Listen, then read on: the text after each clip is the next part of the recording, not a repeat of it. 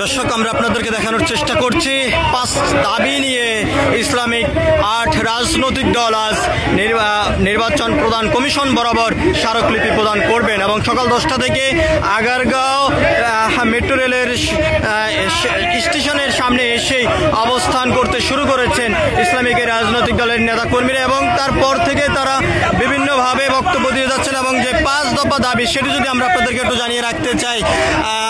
আওয়ামী দোসর যে সহযোগী অঙ্গ সংগঠন 14 দলীয় জোট জাতীয় পার্টি নিষিদ্ধ করতে হবে এবং পিয়ার পদ্ধতিতে নির্বাচন দিতে হবে, তার পাশাপাশি গণভোটের মাধ্যমে গণভোট দিতে হবে, সেই দাবি নিয়ে ইসলামিক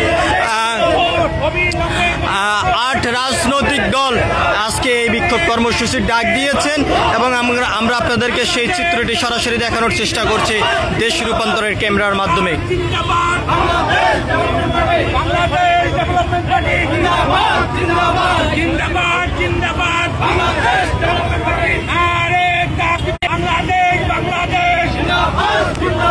অবিলম্বে গণভোট দিতে হবে, দিতে হবে, দিয়ে দাও। অবিলম্বে গণভোট, মেয়র কমিটিতে নির্বাচন দিতে হবে, দিয়ে দাও, দিতে হবে, দিয়ে দাও। মেয়র কমিটিতে নির্বাচন, মেয়র কমিটিতে নির্বাচন দিতে হবে, দিয়ে দাও, দিতে হবে, দিয়ে দাও।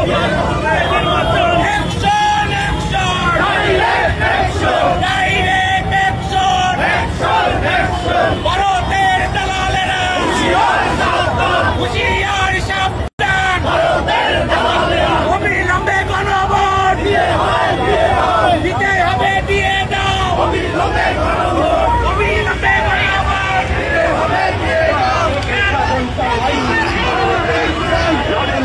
গণভোট হয় বুঝলাম। হ্যাঁ,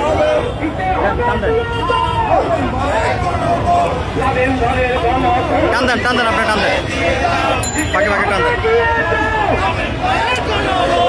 আমরা আপনাদেরকে দেখানোর চেষ্টা করছি ইসলামিক 8টি রাজনৈতিক দল আজ নির্বাচন প্রধান কমিশন বরাবর স্মারকলিপি দিবেন এবং তারই ধারাবাহিকতা কর্মসূচিতেই বিভিন্ন স্থান থেকে সকাল 10টা থেকে ইসলামিক রাজনৈতিক দলের নেতাকর্মীরা আসতেই শুরু করেছেন এবং এখানে কিছুক্ষণ আগেই জামাতের বিভিন্ন নেতাকর্মীরা বক্তব্য দিয়েছেন। তারা যেমনটি বলছেন, বর্তমান অন্তর্বর্তীকালীন সরকারের কাছে তারা আহ্বান করছেন খুব দ্রুত সময়ের মধ্যে তাদের এই 5টি দাবি বাস্তবায়ন করবেন এবং যে আওয়ামী সহযোগী 14 দলীয় জোট জাতীয় পার্টি সেটি নিষিদ্ধ করবে এবং তার পাশাপাশি জুলাই সনদ আইনি ভিত্তিতে প্রদান করা সহ পিয়ার পদ্ধতিতে নির্বাচন এবং গণহত্যার সঙ্গে যারা জড়িত রয়েছেন তাদেরকে বিচারের আওতায় নিয়ে আসা হবে, এমন 5টি দাবি নিয়ে তারা রাজপথে অবস্থান করে বিভিন্নভাবে কর্মসূচি চালিয়ে যাচ্ছেন। আজকেই সেই 5 দাবিতে নির্বাচন বাস্তবায়ন করার লক্ষ্যে গণভোট সহ মোট 5টি দাবি নিয়ে